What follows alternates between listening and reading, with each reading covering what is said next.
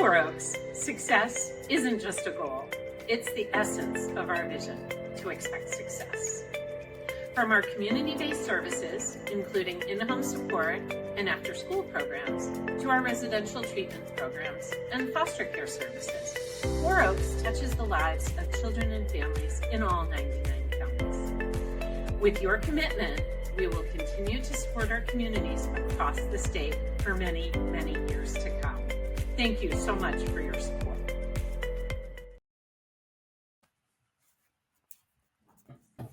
Hi, everybody. Welcome to Iowa Ideas. This is our 9th year of this Iowa Ideas event, and we are excited to have you here. This is an event that explores topics that are important to Iowans, and we've had a great day so far. Yesterday was the first day of Iowa Ideas, and now we're kind of starting off day 2, so we're glad to have you here. We'd like to give a special thank you to our presenting sponsor, ITC Midwest, who's sponsored the entire conference sessions, the whole event, and also to our Human and Social Services track sponsor, which is Four Oaks, whose video we just watched. We are very grateful for their support because it's because of those sponsors that we're able to make these discussions open and free for everybody. So glad to have you all here. We've got some wonderful panelists today. In this session, we're going to be talking about checking in on Iowa's new behavioral health system. So we've got some lovely panelists who can tell us about the system that went into effect just earlier this year, and they're still kind of working on implementing everything and how that's looking. My name is Emily Anderson. I am the public safety reporter for the Gazette and the Human and Social Services track lead here at Iowa Ideas. So to get started, and just to plug first to our audience members, as we go through this conversation, you are welcome to add your own questions. So you can put those in the Zoom chat, and someone will be grabbing those, sending them on to me, and we'll try to get those questions brought into the discussion today. So to get started, let's have our panelists introduce themselves. If you can each just give us your name, your affiliated organization, and about how long you've been working in the industry. So Erin, do you want to start us off? Sure. Good morning, everyone. My name is Erin Langdon. I am the Chief Operating Officer at Foundation 2 Crisis Services. I have been in the human services realm my entire career, and with Foundation 2 for the last 4.5 years. And Emily, the last thing is just kind of how our organization is tied to the new system realignment. So Foundation 2 is a provider that works with Iowans across the state. We are the primary phone center that answers 988, as well as Your Life Iowa, which has become is starting to help with the new behavioral system realignment and the implementation and addition of system navigation, which Abby's team is heavily involved with. So we've worked very closely with the PCA to help be that front door to system navigation. Additionally, we do field-based crisis work in Eastern Iowa with mobile crisis outreach, law enforcement liaisons who co-respond with law enforcement officers, as well as crisis stabilization in the community. So we're very excited to be on the panel today and talk about our experience with the behavioral health system realignment and how we can continue to serve Iowans. Thank you so much. Teresa, can you introduce yourself? Sure. My name is Teresa Graham-Meinert. I have a license in mental health counseling, certification in alcohol and drug counseling. I've worked in the mental health field in Eastern Iowa since 1992, and I've been with the Abbey Center for Community Mental Health, a Unity Point affiliate, since 1997. Our connection is also as a provider of mental health and substance abuse services in 7 counties in Eastern Iowa. Thank you. And Abby? Hi, Abby Ferenzi. I'm the Senior Director of Behavioral Health Services at Iowa Primary Care Association. Our role in all of this is we're the administrative service organization contracted to the state of Iowa to support the safety net providers across the state. And as Erin mentioned, we also have a service line, system navigation.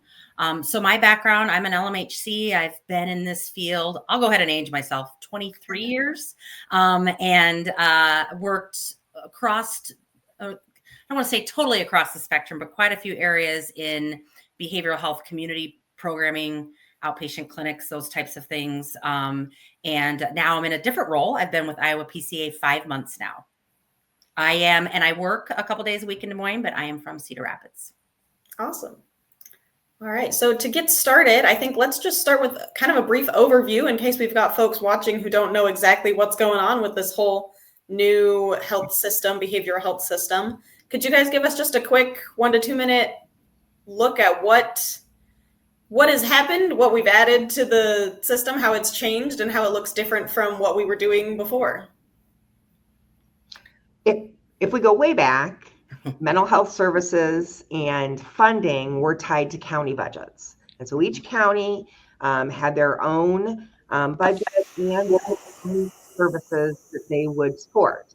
Then we moved to a regional system, and that's where state or counties got together through formal business agreements, and boards of supervisors had a mental health board and would make financial decisions together. And now we have a statewide system, which Abby is probably in the best position to talk about. All of these services, though, all of these systems are funded through property taxes. So I think that's an important thing for people to know. Yeah, I don't know, Teresa, you set me up pretty good there. Right. I can just add on to that some other more technicalities. You know, we used to have regions, and now we have 7 behavioral health districts across the state of Iowa. There's this new map out there you can see on the HHS website, and we have district leaders, and Iowa PCA is overseeing these districts as the behavioral health service organization. So it's more of a statewide approach. And the idea is to create more coherence, connectedness across the state, to streamline services and create, like I said, more connections. Hopefully lower some of the administrative burden, some of the red tape that's out there. And, I mentioned we have a lot of work to do. We just got started July 1. And I always like to make sure and say that even though this is a big change, and I'm happy to be a part of PCA and part of this work, it does not mean that there weren't great things in our system pre-July 1. We're just trying to take a more statewide, consistent approach and make sure all Iowans across the state can access services, behavioral health services. Absolutely. I don't really have anything else to add. For sure. So looking at, with that sort of background of what that change is, can you tell us a little bit about what has happened so far? I know it's only been a few months. You said it got started on July 1st. But what have we seen thus far in terms of implementing the new system, and what is still in the process? What still needs to happen? I'll jump in there. I think one of the things that Iowans should know, and what we hope happened, is that there really wasn't a disruption of service delivery for clients needing behavioral health services. So when you change systems, and Teresa gave the whole history of that, when funding changes and administrative processes change and contracts have to change, there's a lot of work involved with that. But what I saw pre-July 1 and will continue is providers working very, very closely with the former regional systems, as well as with the Iowa Primary Care Association and sometimes HHS, to ensure that all the work behind the scenes, and it was and continues to be a lot of work for being able to bill and being able to submit information about these services. It happened so that there wouldn't be a disruption in services. And I don't know every provider in the state, so I would imagine that there are some that maybe have shifted the services that they're providing, but we are all trying to work very closely together to ensure little to no disruption for Iowans who need help. Yeah, I would agree. Thanks, Erin. I would say from our end of things, agree with Erin, tried to keep a steady state as much as possible. There were definitely some one-offs on there. I always like to be transparent about that. But for the most part, the idea was to have services continue as they were, provide that steady state funding, and that Iowans weren't going to feel that this big change in the services that they were provided. They were still going to be getting the services they were provided. From PCA standpoint, a big part of our June, July was contracting, invoicing, getting all these contracts signed across the state, making sure providers know how to invoice and paying those bills. we're going to have people invoice us, we better pay the bills. That's still a work in progress. There's understandably still some confusion out there. Some things on our end, we want to give more information and provide more technical support or other support. And otherwise it just takes time, to be honest with you. And then aside from that, we started district advisory councils. And Emily, I'm happy to share that. I don't know if you can share the link, or people are very welcome to come to these meetings. We do have individuals serving on those advisory councils, but the meetings are held open to the public. So we started those as well. And then a lot of hiring and planning at this point. And we started system navigation July 1st. Behavioral health system navigation is new to the state. Some of the functions that behavioral health system navigation that they provide are already happening out there in spaces. I just met with Aaron's team yesterday, and some of them do things, similar to system navigation. But the idea is that any Iowan can pick up the phone and call and say, I need help navigating the behavioral health system. It doesn't matter what income they have. It doesn't matter what insurance they have. The navigator starts helping them get them to where they need to go. So I just coined the term the other day, a connecting flight. We are not the destination. We are helping people get to what that destination is. And that might be some services at Teresa's, Abbey Mental Health Center there. It might be services in other places as well. So system navigation started July 1st. We have 39 system navigators statewide right now. And they work, they're connected across the state, helping Iowans land where they need to go, and doing a lot of legwork for them. They get lots of questions, and people are like, I don't know where to start. And they stick with them until they can get to where they need to go. So that was a big part of our July 1 startup. Absolutely. Teresa, anything you would add about just how the implementation has gone so far? I think some of the behind the scenes work is a change from who approves funding for certain services. And it used to be for people who didn't have insurance that covered the services they needed, we would apply for funding through the region, we'd get an approval, and then we could start services. Most services, not all, but most services now, the provider actually has the income eligibility guidelines so that they can approve the person. It cuts down on the amount of time and red tape to get them into services. However, that's very different for providers. We're not accustomed to that. So building confidence and competence with being able to determine that eligibility in real time is something we continue to work on. Absolutely. So we talked about a little bit, Abby, you mentioned the goal is for everyone to have access here, kind of trying to connect all of these different directions that people can go with their behavioral and mental health. Tell us about the advantages of moving to this statewide system as opposed to what we had before, the county, the regional, and how that's the idea behind, how that's supposed to help address those needs better. Yeah, absolutely. I can certainly speak to that. And honestly, it's one of the reasons that I'm here in my current position. I have a lot of hope for the future that creating some of these more streamlined approaches and consistencies across the state will really improve that access to care for every Iowan out there. Because right now, I'll be honest, there's a lot of inconsistency. You have some areas that are very resource rich, other areas where they have trouble accessing the service or the service doesn't exist. So I'm hoping that first off, our first step is analyzing what's all happening out there. And we're still in that phase right now. I'm learning something new every day. But then understanding what's there, what's going great, where are areas where there's opportunities, and then creating more consistency. Because I think the more consistent we are and the more we understand, the more we can be effective in those services and making sure that they're impactful, that they're not just provided, but they're impactful. I think often crisis lines or statewide helplines like Your Life Iowa and 988 are the entry point for the behavioral health system for a lot of people in their darkest moment or experiencing a behavioral health crisis. So for the team that we have in our crisis center answering those lines, I'm also very hopeful that as services are with the consultant of the crisis system and the behavioral health system and all of us working together, our teams are able to better speak to the services available in an Iowans area when they're calling, because we're going to continue to not standardize, but we would have the same offerings. And that just allows our team to be able to better connect an Iowan to the long-term help that they might need, or help stabilize them in that moment. And they may call back and ask for system navigation or another resource to help them when they're ready for that service. So from our perspective as the crisis services provider answering those lines, I'm really looking forward to being able to get a mobile crisis team into the field anywhere in Iowa, or be able to refer to an Abbey mental health center or a CCBHC in another part of the state, and be confident in what we're telling those Iowans they might see in the next step of their journey in the behavioral health system.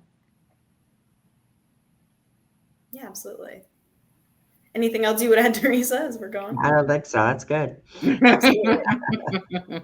Okay. Tell me about the gaps and barriers that we saw in the old system that we're hoping to kind of remove. And I know the process is still in process as we're working on that, but that we're hoping to kind of remove with this new statewide approach. I think we've spoke to consistency. So if you are in Woodbury County, or you're in Lynn County, or you're in Polk County, there are some basic services that folks are going to be able to access. And as Aaron said, the way that they can access them through Your Life Iowa or 988 or a system navigator, there's consistency there. I think one of the things that we also want to be receptive to, though, is innovation. And as we are working on consistency, I think we also want to reassure Iowans that doesn't mean that pilot projects or looking at unique and different ways to serve people isn't going to happen. That was one of the advantages of county or regional kinds of systems, was that you could start something locally. And I really think it's important that Iowans know that this new system doesn't mean that we can't do that. Right now, we're focusing on developing the system as consistent, but to make sure that every Iowan has access to something, because there are parts of the state where people don't have ready access. It can be an hour to go get a service. And so that's important. But I also think that in Iowa, we have a long history of starting services, evidence-based practices, and sometimes you start them in one part of the state as opposed to another, because that's where the resources are. But when we look at the services that are a part of our core or basic services, all of those things started as pilot type projects, right? Foundation 2 existed long before 988. And it didn't necessarily serve the whole state, but it served part of it. And so I do think it's important that people know that that both things can happen. Both things can be true. And as participants in the system, we're all committed to that.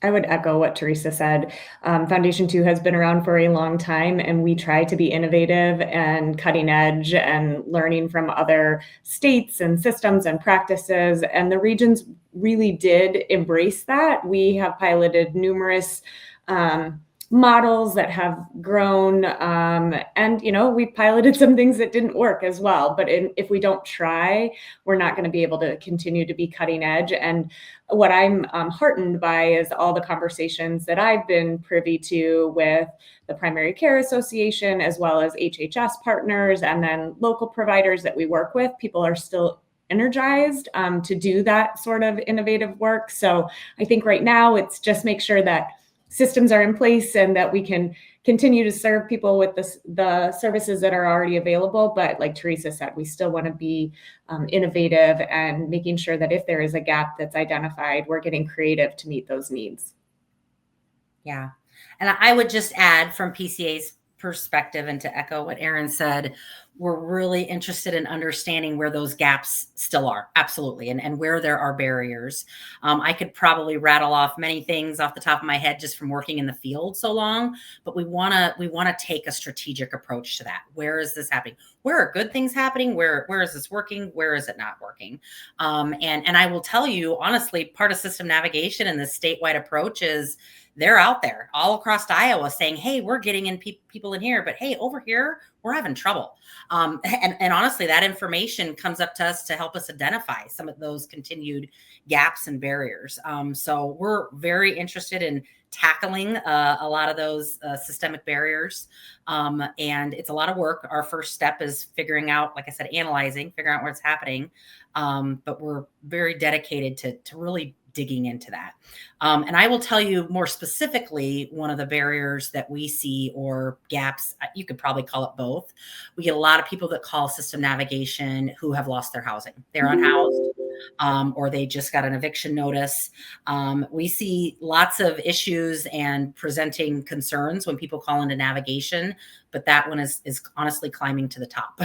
And it's tied to a lot of other needs as well. So we're aware of that. Navigators are doing the best they can, as well as all the other service agencies out there to help with that. But that continues to be a big concern, I guess you could say, out there.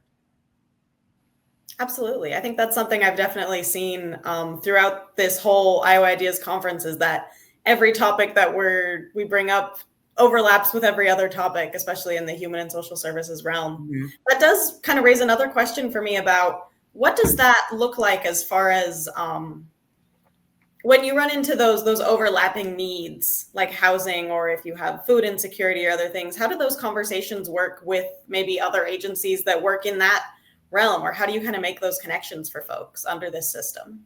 Yeah, absolutely. And I would say too, I know Aaron and Teresa are both part of programs that do the same thing. Navigators, most people actually have several presenting needs. It's not typically just one thing. And we try to take a look at what is the most presenting need, what is the highest risk area, and if it's, whether it's treatment related, whether it's housing related, that's what the navigators are going to dig into first.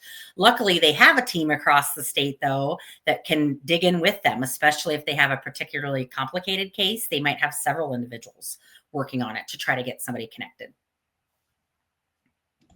I think as organizations, Eastern Iowa has really encouraged partnerships. When we were under the regional system, it was encouraged that we're working with other organizations. When we submit for state and federal grants, we often write letters of support for each other and figure out, like, you're going to head this, but how can we get in on this too? Because as Abby said, people are complex and people usually have needs and resources in more than one area. And so I think that we've done a pretty good job of being more collaborative. There is a lot of need. There's more than enough business, if you will, for everyone. And so part of this is us being strategic and ensuring that we're making the best use of all the resources we have. And that means working collaboratively, working together to stretch those resources as much as we can. I would echo that. We do field-based crisis work, but we say we're the point-in-time provider. So we want to go to someone in their hardest moment, help them de-escalate, help them stabilize and maintain safety in that moment. But often there's all the other needs that precipitated or even were the reason that crisis occurred. We work very closely with all of our behavioral health partners in the area, but we also work very closely with medical providers and housing providers. As we've grown, and as, like Teresa said, the need has also grown, we've added a few positions that are more care coordinated in nature, so that we can do additional follow-up. So we can call someone after we've stabilized their crisis to say, hey, we talked to you about a housing resource. Have you given them a call, or how can we help you get there? So we try to stay in our lane as a crisis services provider, but then ensure that we're working with this great network of other providers in our areas to ensure that Iowans are getting what they need, and sometimes they don't, and they call us back, and they can come as call or get in-person support from Foundation 2 anytime that they need. And we're still going to work with them in that moment to maintain that safety. And it might be the next time that we attempt to connect to a resource that someone is ready to reach out and take that help. So. Absolutely. Yeah. Thank you. So it was mentioned a little bit before about how the goal of this whole system and the implementation process is that those who are using the services don't notice any interruption at all. I wonder about the service providers, though, those folks who are working in the system, and obviously they're going to have a little bit of change in the processes that they're working through. So they might be the ones who notice this a little bit more. What have you guys heard so far as feedback from those providers, those individuals who are doing the work as they're reaching out and having to kind of adjust the process systems? Sure, I can start with that one. And I'll be perfectly honest, mixed. A lot of great feedback, like, oh, I can't believe how quickly this invoice was paid, or, oh, this was really simple. But then sometimes it's, wait a minute, this is confusing, or wait a minute, we're still unsure of how this works, or we haven't been connected with these individuals yet. So I would say at this point in time, I'm doing a lot of presentations, meeting with a lot of people, and everybody has, who comes to the table to meet with us, we all want the same thing. We all have the same goal. And at the end of the day, that's where our conversations head to. It's bumpy whenever you have a huge change like this. And I can completely appreciate how confusing and overwhelming that is. But for the most part, like I said, there's a lot of people out there like Erin and Teresa who are just like, we got to get this done. And how can we move forward to make this work best for everybody? And system navigation, I will just note, we actually, I call it goosebump worthy. Lots of great stories coming out of system navigation, lots of positivity. Every once in a while we miss the mark, or I'm getting feedback like, hey, this didn't happen over in this area. What can you do? So we're all about quality control and improvement and continuous quality improvement. But for the most part, the feedback has been overwhelmingly positive with system navigation. I think one of the things to keep in mind, we noted about how people, individuals, families have complex needs and resources. So do systems. And so when we think about this question, one of the things that we've got to think about is what are the bigger issues that all industries in Iowa are dealing with? Workforce, for example, that if we were all completely adequately staffed, would some of those gaps or bumps or whatever smooth out? So I think it's important to keep in mind that when we have bumps in the road, that we're cautious about deciding what the reason for that, the source of that is, because just like with individuals, it's multifaceted. And some of the things have to do with things directly in the behavioral health world, and some things just have to do with the economy or social stressors, things that are outside the system as well. I can only speak from our perspective as a provider, and there were some really great things with the transition. To Abby's point, the invoicing and payment have gone pretty seamlessly, but we are a mobile crisis provider. The state is also embarking on a statewide demonstration grant for CCBHCs, which impacts mobile crisis. There is now a new safety net payer system for services for uninsured or privately insured individuals who experience a crisis. So there has been a lot of work behind the scenes to build out billing codes to tie to these new systems. That hasn't all gone seamlessly. There's been a lot of trying to identify who should be paying for a service that didn't exist before. We had block grants. If anyone was in crisis, we would serve them. So that's been a lot of administrative time and work. And that's been hard. And I feel confident we're getting closer, but we're not there yet. So that's what I can speak to our experience. There's been some really positives, but there has been time, lots of hours spent on the back end part of our work that we didn't have to do prior to this new system. So just working through all of that and figuring out how we can be the most efficient to, again, focus on that quality client driven work that we want to spend the majority of our time doing. Absolutely. And I'm sure that's a whole process, is kind of cataloging and figuring out where those questions are coming from.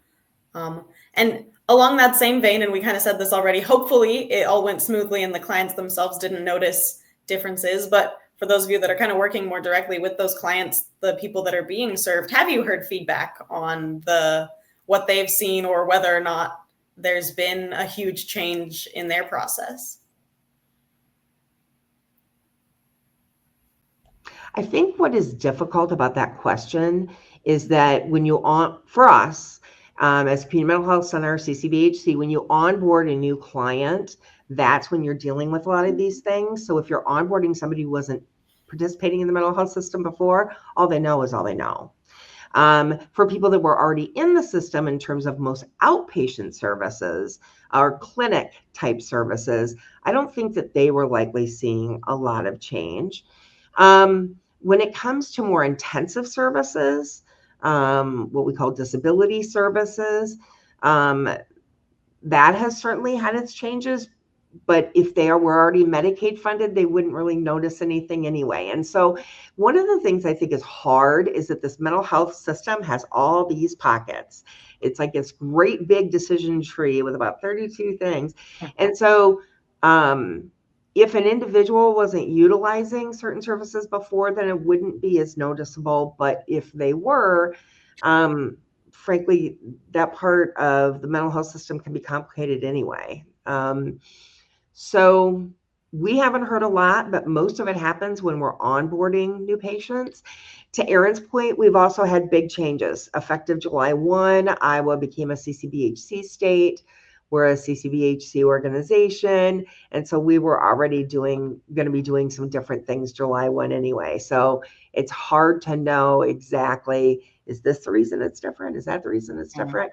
And for people that are new to mental health or behavioral health services, they wouldn't know it was different because it's the only thing they know.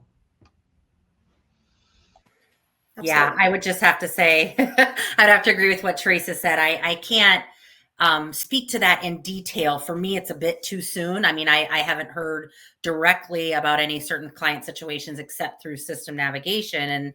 And like I said, mostly their experience is that they're able to access more through that service. So that's been good. But I don't want to speak, since I'm not on the provider end of things, to what people are experiencing or saying out there, because I'm not exactly sure.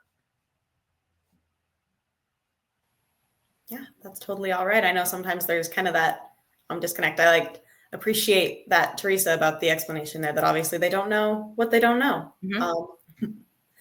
I do want to throw out a plug one more time as we're getting further into this conversation to our audience members.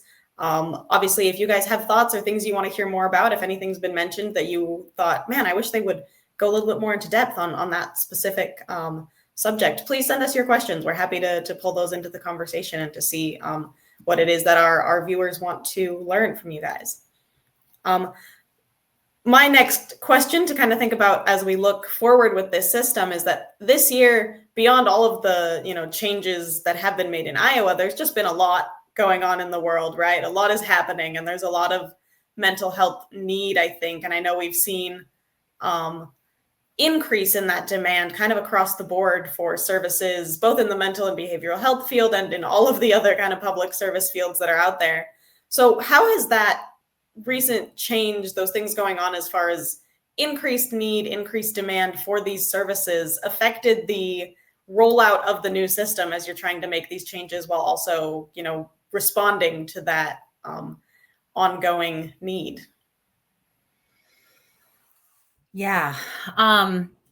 So, again, we rolled out July 1 with system navigation, and then all the contracting and discussions and whatnot.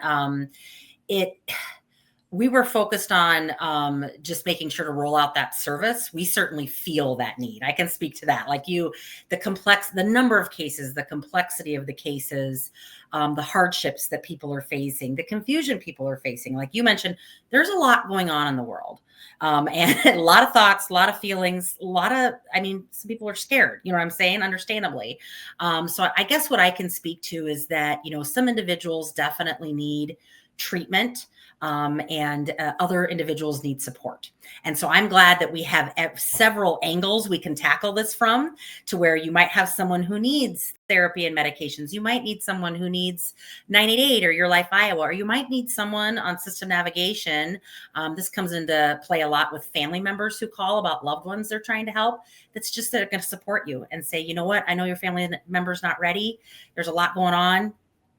We're a friendly voice on the other side of the phone and want to give you encouragement, and here's some options maybe when they are ready. So I just appreciate with the so much need out there, that we're really trying to take an approach to tackle that from many different angles. So whatever that need is for somebody, whether it's a crisis or whether it's just support, or maybe they do need to get established and get some treatment, we can tackle that from several different angles. I think I would echo what Abby said, but some of the comments that Teresa made as well. There's a lot going on. There's a lot of social stressors. There's a lot of just things that are very impactful to humans at their level, their value system, their core, whether that's an unmet need or it's something going on in our community or the larger nation or world. We see that on the crisis lines. We see those trends and we see more people calling. So for us, tackling a system realignment, we used our leadership teams, our support teams, our administrative support to try to keep all of that behind the scenes, take on that extra workload of contracting and billing complexities and things of that nature, so that our frontline staff, those that are delivering the services, are able to focus on their job, because the needs are greater than ever. They're more complex than ever. And that's hard. Workforce is difficult. So, we at any given time have about 50 people across the state of Iowa answering 988 and Your Life Iowa. And it's really hard, life-saving work. They're talking to individuals who are considering dying by suicide, to loved ones who are struggling with a family member, to a teen in crisis, and everything in between. So maintaining that workforce amongst all these other changes is vitally important, and ensuring they have quality training and support and an agency that's going to keep their wellness and well-being in mind. It's just trying to keep all the balls in the air, but there are things that make that difficult. And so we're just going to continue to do the work, to have a dedicated team, but the needs are going up. We're not seeing them go down. So just more individuals who are wanting to do this work, dedicated to this work, and then additional layers to the system to help Iowans getting that assistance wherever they need it. Yeah, absolutely. Thank you. I appreciate that.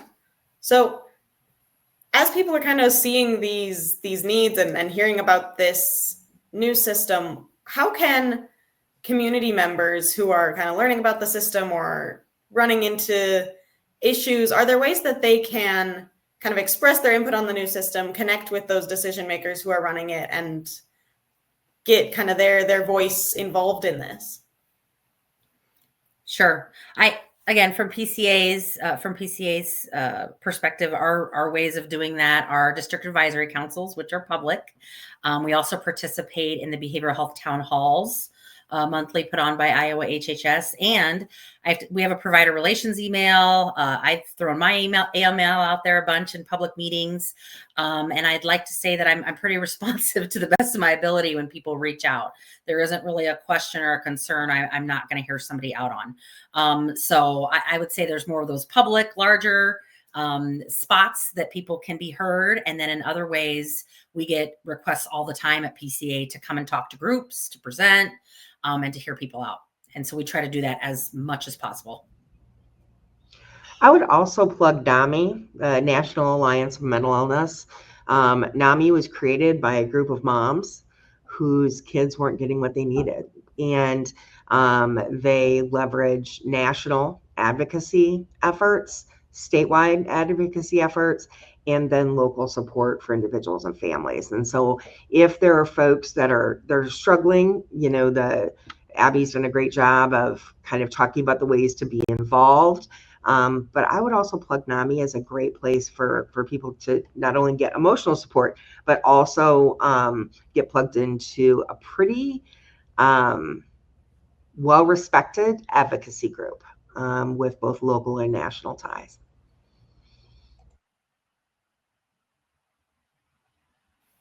Absolutely. Thank you. Now, I know this was one that I wanted to definitely make sure we cover in here, and just to be able to put this out there for anyone watching who is needing their own behavioral mental health services and trying to figure out kind of where to start, what to do with this new system. Where, first of all, where can they start as they look for assistance? And then what should they kind of be expecting to see as they start to navigate and enter that system? 988 and Your Life Iowa would be where I would start.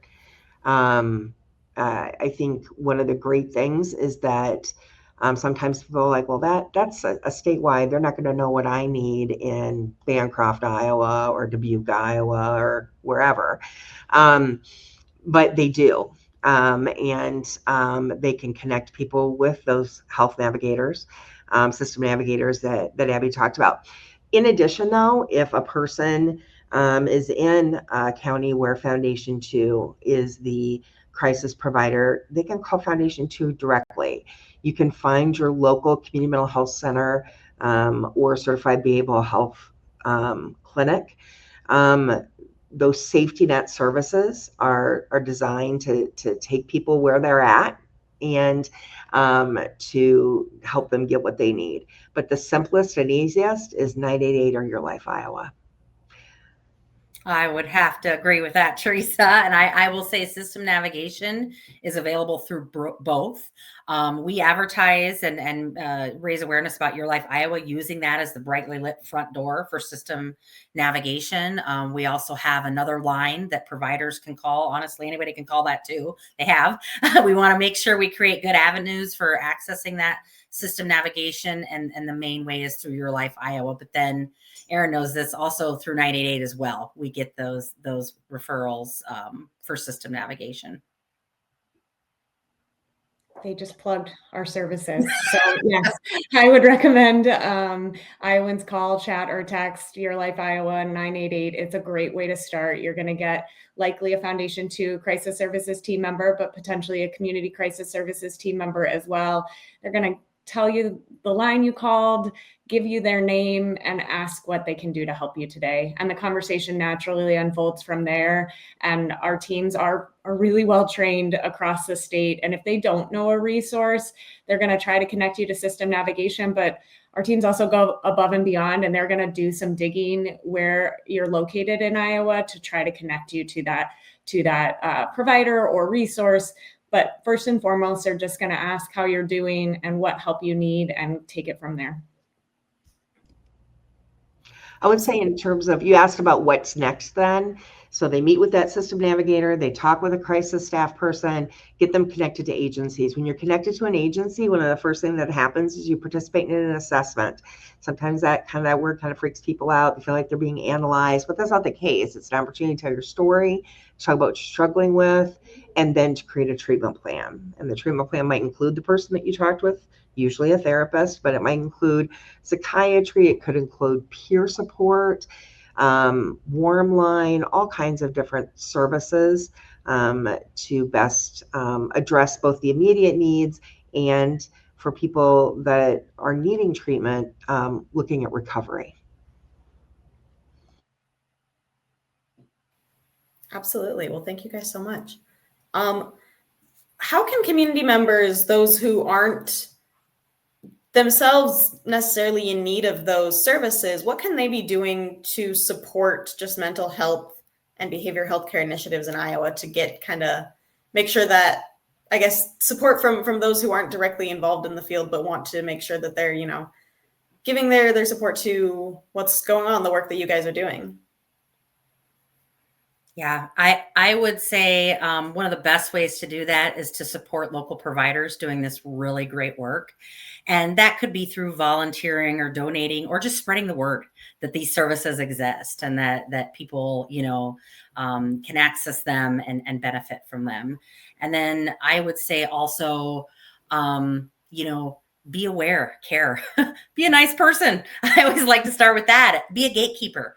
If you know somebody's struggling and you're aware of a resource, like we just talked about, Your Life Iowa, let somebody know about that. So there's lots of different ways. Some involve, donating, volunteering, and others are just be that gatekeeper that helps connect that person to that service. I would recommend that all Iowans, at least all adult Iowans, take a mental health first aid class and or applied suicides intervention skills training. They are offered by a variety of organizations across the state. Mental health first aid is an 8-hour class that talks about the prevalence of behavioral health problems in America and offers lay people ways to identify problems that people might be having and then how to respond. What do you say when somebody says, I'm not sure I want to live anymore? I'm not sure that I'm really benefiting anybody here. I can't sleep. I can't work. All of the things. And mental health first aid trains people on how to be helpful. Assist, applied suicide intervention skills training, I think I mixed up two of those words, is a 16-hour class that 16 or 12, Erin? It's 16. Wonderful 12-hour class It's full days. that teaches people how to be helpful to somebody that's thinking about killing themselves. It is immediate life-saving work. When I took my first assist class through Foundation 2, I had already worked in the field for 20 some odd years. And I was like, oh, well, I'll take the class. Foundation 2 was getting new people started in right after their training, and they were looking for friends in the audience to work it out on. And I walked out day one with interventions that I could use even with 20 hours or 20 years of experience. So if you've not taken those courses, 1 in 5 Americans struggles with a mental health diagnosis every year. 1 in 11 meets the criteria for severe persistent mental illness. 46% of us will meet the criteria for a mental health condition in our lifetime. It's not a them issue, it's an us issue. And so taking those courses, making it okay to talk about mental health, even if you're not sure what to say, leaning in and saying, I'm so sorry that's happening to you. These are all things that all of us can do. I'm just going to say one additional thing. I agree with both Teresa and Abby. We are all in this as a community. Community is how we can help someone when they're struggling. And if you're not able to get to one of those classes, they are long, they are time consuming, they are vital. And I do think that everyone will take away something from both mental health first aid and assist that will help make a suicide safer community and acknowledging mental health and how to talk about it. But if you're with someone and they're struggling, I would recommend that you say, let's call 988 together. Be that support for that person. Say, hey, I'm here with my friend. They're really struggling and they ask for some help.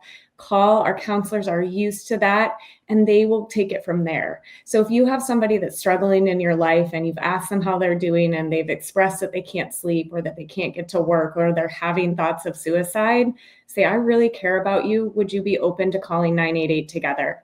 And start there. And then you've already connected them to a caring, trained counselor on the other end. Absolutely. Thank you. Now, I think we've got just a little bit more than 10 minutes left. So I'm going to throw that plug out there one more time to our audience members. If there's any last questions you have or any other thoughts you've had that you wanted to hear a little bit more about as we've had this discussion, we'd love to hear from you and be able to answer those questions for you. But from my end, I'd love to hear just a couple minute thoughts from each of you, kind of wrapping up as we're looking forward. What for you is kind of the main focus that you want people to be able to walk away from this discussion with? And what are you seeing with your organization moving forward? What are the next steps as we continue to put this system together? Oh, I can go. Just some key takeaways. I mean, I could probably take up the whole 10 minutes, but I want to leave some room for Teresa and Erin. That we're all in this together, that the need is out there. There are a lot of great services and there's some great connections to those services, which is even more important. So just remember, we're trying to increase access to make sure that people know how to access these services and then actually get connected. So just, again, as much as you can spread the word, let people know about all these great services out there, because it's really a crime if it exists and someone doesn't get it because they don't know how to access it. And I would say next steps for Iowa PCA, we're still in that initial phase of we rolled out system navigation, and we're just gathering a lot of information right now. I just had this conversation the other day with some folks I work with. Is we're gathering, we're getting ready for that next set of, okay, let's analyze this. What are our next steps? So, and to be honest with you, we're still talking through a lot of that. We want to not just make that decision ourselves, but we want to listen to our district advisory councils. We want to listen to some formal assessments that are taking place or have taken place. Take a look at our statewide behavioral health plan and make sure we are making solid, informed decisions and taking good actions going forward. We will continue to be here for Iowans 24/7, 365 via all of our services and the crisis services continuum. I think continuing to work with the Iowa Primary Care Association, as well as our Eastern Iowa partners, if there is a gap in services that makes sense for Foundation 2 to step into that space or be innovative and creative, we always want to be there, but we too want to make strategic and thoughtful decisions to ensure that we've been around for 55 years. We plan to be here for 55 plus more. So just how can we continue to be on the cutting edge, utilize evidence-based practice, continue to learn suicide prevention and intervention skills as they adapt and change to just help those that are in their moment of crisis, calling us or seeking our field-based services, and continuing to be a good partner in the work.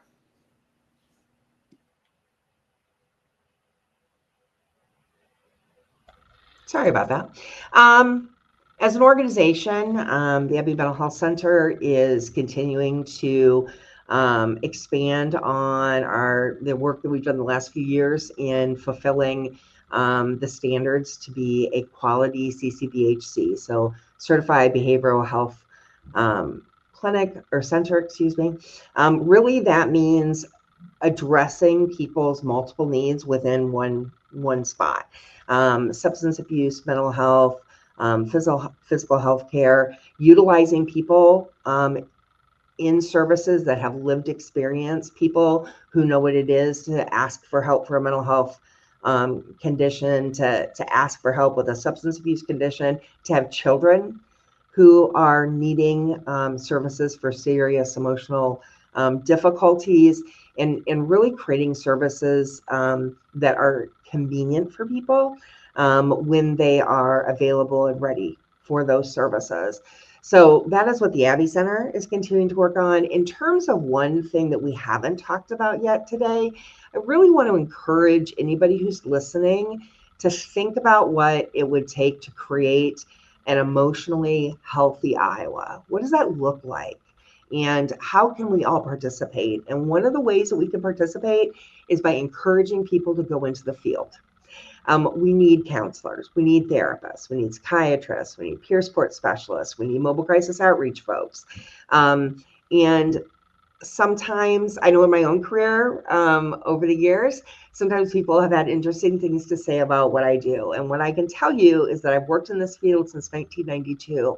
I've been with the Abbey Center since 1997. That's not because I don't have other interests. It isn't because I couldn't do other things. It was because this is where I got to do the most good.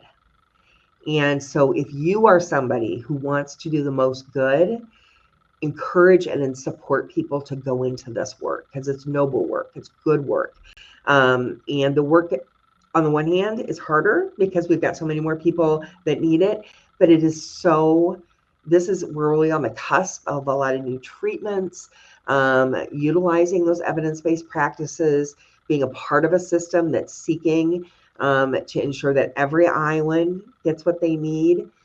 This is a good time to do, yes, hard work, but to do this very good work. So if we can keep that in mind, speak positively about people who seek services, and to really show our appreciation for the people doing the work, that's important as well. Absolutely, Teresa. Thank you so much. I appreciate that. Now, we are about 5 minutes early, but seeing as we haven't had any particular questions to answer from the audience, and I think we've pretty much covered what I had planned to talk about. I think this has been a great discussion, and I'm grateful for the time we've had here with you guys. So we can wrap up here unless there's anything else any of you wanted to add. But just thank you. We appreciate being here. We appreciate the people that are listening. thank you. We appreciate having you. Thank you very much. Have a great day. Well, thank you all for joining us today. This has been a good start to our second day of Iowa Ideas. I'll just plug our next session, which starts at 11:50 and is about vaccines and medical research. That's the next session on the Human and Social Services track, but obviously there are sessions happening all day in other tracks as well. So definitely tune in for those, and there's a lot more to learn, I think. So thank you for your time. Once again, we want to thank our sponsors, our presenting sponsor, ITC, and our Human and Social Services track sponsor, Four Oaks, for their support in making this event possible. So, and thank you for everyone for coming, and thank you to our panelists once again.